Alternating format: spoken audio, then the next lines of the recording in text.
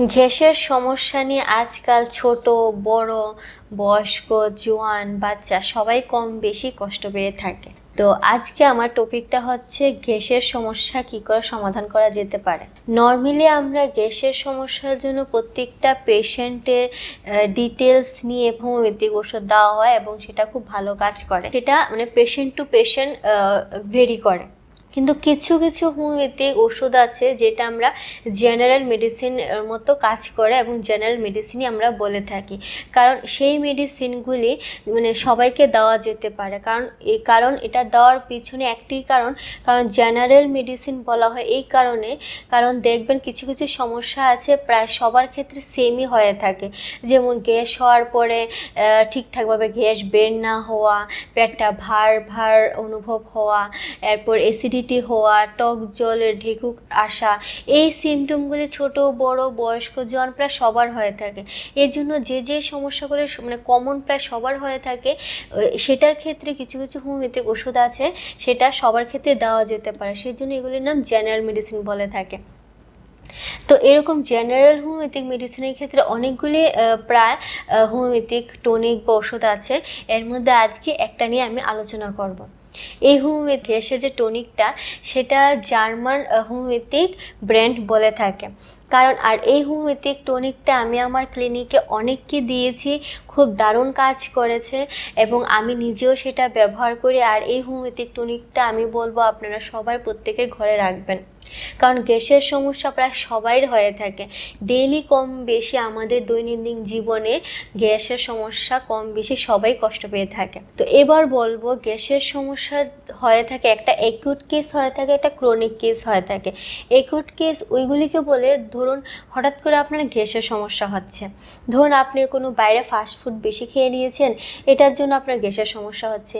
বা ধরুন আপনি কোনো পার্টি বা কোনো নিমন্ত্রণ বাড়িতে গেছেন, তো সেখানে স্বাভাবিক কারণে তেল মশলা স্পাইসি প্রচণ্ড ঝাল তেল মশলা খাওয়া হয়, সেটার কারণে দেখবেন বাড়িতে আসার পরে পেটটা খুব ভার ভার লাগছে, নানা গ্যাসের সমস্যা দেখা দেয়। তো এইটা হচ্ছে একটা কেস, এটাকে আমরা অ্যাকিউট কেস বলি, কারণ এটা সবসময় হয় না। আরেকটা হচ্ছে ক্রনিক কেস। ক্রনিক কেস ওটাকে বোঝায় যাদের গ্যাসের সমস্যা প্রায় অনেক দিন ধরে ভুগছে, প্রায় 10-12 বছর ধরে গ্যাসের কষ্ট পাচ্ছে। এর কারণে অ্যালোপ্যাথি বিভিন্ন গ্যাসের প্যান্টোপাজল থেকে শুরু করে বিভিন্ন অ্যান্টাসিড ওষুধ খাচ্ছে, ধরুন প্যান 40, প্যান 20, প্যান ডে, এরকম ওষুধ ডেইলি ঘুম থেকে উঠে খালি পেটে খেতেই হবে। না খেলে সারাদিন যাই খায় না কেন অ্যাসিডিটি হবেই। এটাকে অ্যাকিউট কেস বলা হয়। তো এবার আমি বলবো গ্যাস হলে কি কি সাইন অ্যান্ড সিমটম দেয়। তো গ্যাস যখন হবে আপনার কি করে বুঝতে পারবেন ঘরে বসে যে আপনার গ্যাস হয়েছে। গ্যাস যখন শরীরে মানে পেটে বেশি হবে, এতে কিন্তু অনেক অনেক সমস্যা হতে পারে। তো গ্যাস হলে প্রথমত অ্যাসিডিটি হবে, গলা জ্বলবে, চুক্কা ঢেকুর আসবে, পেটটা ভার ভার লাগবে, মাঝে মাঝে কনস্টিপেশন বা কোষ্ঠকাঠিন্য হবে, ঠিকঠাকভাবে ডেইলি মল ত্যাগ করা সম্ভব হয়ে দাঁড়াবে না। এরপর পেটটা ভার ভার লাগবে, খিদে কম পাবে, অল্প খেলেই মনে হবে পেটটা ভরে গেছে, আর যা খাবেন সেটা মানে হজম হতে সময় নেবে।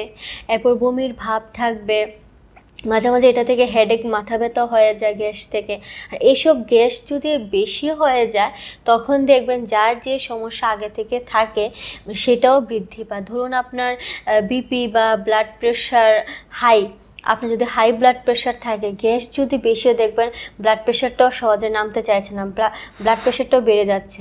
আবার গ্যাসের থেকে যদি অনেকে ঊর্ধ্বমুখী গ্যাস হয়, অনেকে নিম্নমুখী গ্যাস হয়ে থাকে, শুধু মুখ দিয়ে শুধু ঢেকুর দেবে কিন্তু ফ্ল্যাটুলেন্স বেরোবে না, গ্যাস নিচে দিয়ে বেরোবে না। তো এটার কারণে অনেকে অনেক কষ্ট পেয়ে থাকে। আর এটার কারণে দেখবেন অনেকের শ্বাস নিতে কষ্ট হয়, শ্বাস আটকে যায়, অনেকে এটার কারণে হার্ট অ্যাটাক পর্যন্ত হতে পারে গ্যাসের থেকে।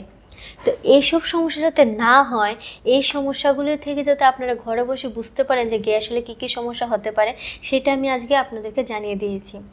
এবার বলবো হোমিওপ্যাথিক ওষুধের নাম। সেটার নাম হয়েছে ডাইজেস্টার হোমিওপ্যাথিক টনিক। এই ডাইজেস্টার হোমিওপ্যাথিক টনিকটা যারা অ্যাকিউট কেস ওরা দিনে 2 বার নিতে পারেন। ধরুন আপনার কোনো অনুষ্ঠান বাড়িতে অ্যাটেন্ড করবেন, যাওয়ার ঠিক 30 মিনিট আগে 5 ml ডাইরেক্টলি খেতে পারেন, আবার হাফ কাপ নর্মাল জলের মধ্যে দিয়েও খেতে পারেন। আবার রাতে ভাত খাওয়ার আগে সেমভাবে 5 ml ডাইরেক্টলি খেতে পারেন, আবার হাফ কাপ নর্মাল জলের মধ্যে দিয়েও খেতে পারেন। এটা গেল একটা। আর বাচ্চাদের ক্ষেত্রে যদি এরকম হয়ে থাকে, ধরুন অনুষ্ঠান বাড়িতে বাচ্চাদেরকে নিয়ে যাচ্ছেন, ওদেরকে দিনে একবার দিলেই হবে। এটা গেলে একটা। এবার বলবো ক্রনিক কেস, যাদের ক্রনিক কেস হয়ে থাকে, গ্যাসের সমস্যাতে কষ্ট পাচ্ছে, সকালবেলা উঠে প্যান্ডি, প্যান40 বা প্যান20 ওদের খেতেই হয়।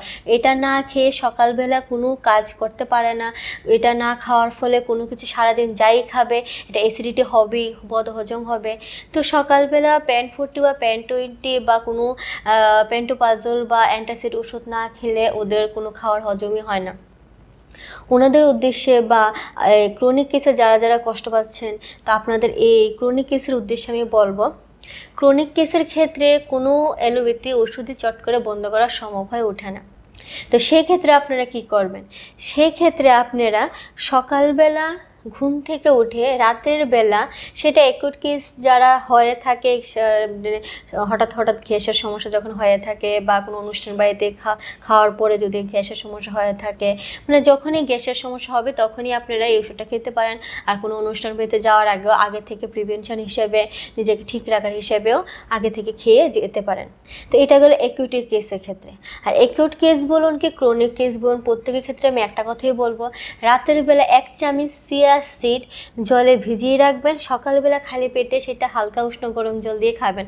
যারা ওয়েট লস করছে এটার ক্ষেত্রে এটার মধ্যে একটু লেবু মিশিয়ে খেতে পারে।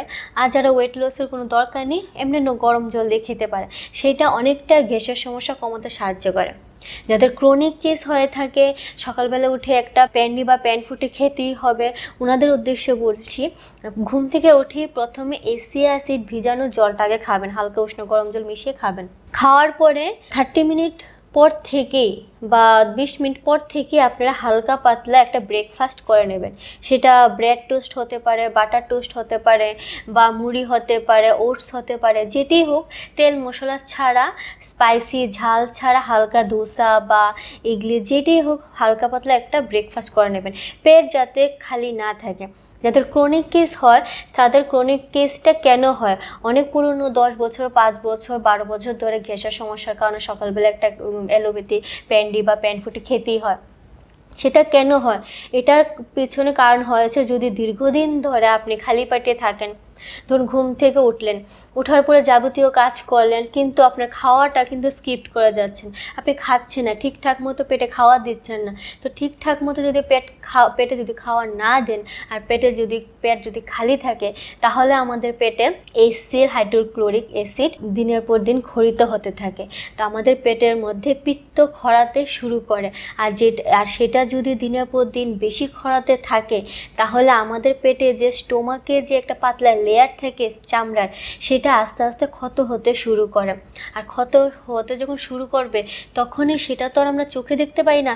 যেরকম ধরুন একটা বাসনের মধ্যে তেল মশলা খাওয়ার পরে একটা হালকা তেলের লেয়ার পড়তে থাকে, সেটা আমরা সার্ফ বা ডিটারজেন্ট দিয়ে ধুয়ে পরিষ্কার করতে পারি, কিন্তু আমাদের পেটটা কিন্তু সেরকমভাবে পরিষ্কার করতে পারি না। তো সেই ক্ষেত্রে কী হয়, দিনের পর দিন তেল মশলা পড়ছে, আবার দিনের পর দিন খালি পেটে থাকার কারণে, সেটা কাজের সূত্রে হোক বা যে কোনো সূত্রে হোক, বা মনে থাকে না, সকালের ব্রেকফাস্টটা অনেকে স্কিপ করে, অনেকে বাদ দিয়ে দেয়, অনেকে ঘুমের কারণে, অনেকে কাজের কারণে। তো এই যে পেটের মধ্যে যে একটা HCl পিত্ত খরাতে থাকে, এটা দিনের পর দিন আস্তে আস্তে বাড়তে থাকে, কারণ পেটে খাওয়ার নেই। তো পেটে খাওয়ার দিলে না, পেটের মধ্যে খাওয়ার সেটা প্রসেস শুরু করবে, খাওয়াটা, সেটা থেকে আমরা প্রোটিন পাবো, সেটা থেকে আমরা বিভিন্ন এনার্জি পাবো। তো আমাদের পেটে তো কোনো খাওয়ার নেই, তো কি করবে? তো পেটে তো একটা কাজ, পেটের কাজ তো হজম করানো না। তো স্টোমাকের মধ্যে যেহেতু কোনো খাওয়ার নেই, তো পিত্ত তো খরাচ্ছে। ওই পিত্তটাই দিনের পর দিন পেটে জমতে জমতে কী হয়, পেটে যে হালকা একটা লেয়ার থাকে, সেটা আস্তে আস্তে ক্ষত করতে শুরু করে। এরপর থেকে কী হয়, এই যে অ্যাসিড হওয়া শুরু করে। এরপর থেকে কী হয়, আমাদের অ্যাসিড, টক জল, ঢিকুট আসে, গলা জ্বলতে শুরু করে, কিছু খেলে ঠিকঠাকভাবে হজম হয় না। এই আস্তে আস্তে আমাদের পাচনতন্ত্রের ক্ষমতা কমতে থাকে। আর গ্যাসের ট্যাবলেট আমরা খাই কেন? সেটাকে আমরা আস্তে আস্তে দমিয়ে দিই। প্যান্ডি বলুন, প্যান40 বলুন, সেটা খেলে কী হয়, অ্যালোপ্যাথির মধ্যে পাওয়ারটা বেশি থাকে, সেজন্য ইনস্ট্যান্ট কাজ করে। তো সঙ্গে সঙ্গে আমাদের এই অ্যাসিডটাকে মানে চাপিয়ে দেয়। তো সেটাকে কিন্তু হোমিওপ্যাথিক যেহেতু প্রাকৃতিক উপাদান দিয়ে তৈরি, সেটা কাজ করতে একটু সময় লাগে। তো সেজন্য ক্রনিক কেসের ক্ষেত্রে পুরানো সমস্যাগুলি ঠিক করতে একটু টাইম লাগবে। কিন্তু আমি যেভাবে আপনাদেরকে বলবো, আপনি যদি সেইভাবে মেনে চলতে পারেন আমার গাইডলাইনগুলি মেনে, তাহলে আপনার সেই ক্রনিক কেসটাও আপনার দীর্ঘদিন পুরানো গ্যাসের সমস্যা ঠিক হতে বাধ্য হবে, আমি গ্যারান্টি দিয়ে বলছি। তো সকালবেলা উঠে আপনারা সেই চিয়া সিড ভিজানো জলটার মধ্যে হালকা উষ্ণ গরম জল দিয়ে সেটা খাবেন। খাওয়ার ঠিক 30 মিনিট পরে আপনারা ব্রেকফাস্ট করবেন, টিফিন করবেন। টিফিন করার পরে আপনার যে যা কাজ করবেন, কোনো অসুবিধা নেই। ঠিক আবার ভাত যখনই আবার দেখবেন, যেহেতু অনেকদিন ওষুধটা খাচ্ছেন, প্যান্ডি বা প্যান40 বা যে কোনো গ্যাসের ওষুধ, আপনারা দেখবেন সকালে ব্রেকফাস্টটা করার পরও একটা অ্যাসিডিটি হওয়ার সম্ভাবনা থাকবে। যখন এরকম হবে, হালকা উষ্ণ গরম জল খাওয়া শুরু করবেন। ধরুন আপনি ব্রেকফাস্ট করেছেন, 10 থেকে 5 মিনিট পরে আপনার সেই অ্যাসিডিটি হওয়া শুরু হচ্ছে, তখন কোনো চট করে এলোপ্যাথি ওষুধে হাত দেবেন না। তখন সঙ্গে সঙ্গে হালকা উষ্ণ গরম জল 1 গ্লাস খেয়ে নেবেন। কারণ গ্যাস হলে এই হালকা উষ্ণ গরম জল খেলে গ্যাসটা অনেকটা কমে। এরপর এরকম প্রসেসটাই করবেন, যতবার হবে এই প্রসেসটাই করবেন। কিন্তু দুপুরে ভাত খাওয়ার আগে সেই ডাইজেস্টার যে হোমিওপ্যাথিক টনিকটা আছে, এটা 5 ml ডাইরেক্টলি খাবেন। খেয়ে ঠিক 10 থেকে 15 মিনিট পরে আপনারা ভাত খাবেন। ভাত খাওয়ার আগে প্রথমে কোনো স্পাইসি বা ঝাল কিছু খাবেন না। প্রথমে অল্প একটু ভাত, আলু সিদ্ধ বা কোনো কিছু সবজি সিদ্ধ দিয়ে একটু খেয়ে পেটের মধ্যে প্রথমে তেল ছাড়া সিদ্ধ ভাতটা আগে দেবেন। এরপর আপনারা যা খুশি খান, সেটা স্পাইসি খান বা চিকেন খান বা যা আপনার মন চায় তা খান। কিন্তু প্রথম যেটা ভাতটা মেখে খাবেন, সেটা একটু অল্প একটু 2 গড়াস হোক কি বা 3 গড়াস হোক, সেটা আপনার সিদ্ধ ভাত খেয়ে নেবেন। খাওয়ার পরে ভাত খাওয়ার সময় অল্প অল্প জল খাবেন, যাতে গলাতে না লেগে যায়। কিন্তু এক গ্লাস ভাত খাওয়া সঙ্গে সঙ্গে জল বারবার খাওয়া সেটা করবেন না, তাহলে হজম হতে কষ্ট হয়। ভাত খাওয়ার সময় জল পাশে রাখবেন, কিন্তু যখনই গলায় লাগবে তখনই একটু একটু জল খাবেন, পুরো 1 গ্লাস জল খাবেন না। ভাত খাওয়ার ঠিক 10 থেকে 15 মিনিট পর 1 গ্লাস হালকা উষ্ণ গরম জল খাবেন। ঠিক সেমভাবে রাতেও ভাত খাওয়ার আগে 5 ml ডাইজেস্টের ওষুধটা খেয়ে নেবেন, খেয়ে এরপরে খাবেন। এই প্রসেসটা আপনারা 15 দিন করুন, দেখবেন কতটা ইমপ্রুভমেন্ট হয়েছে, কতটা ভালো রেজাল্ট দিচ্ছে।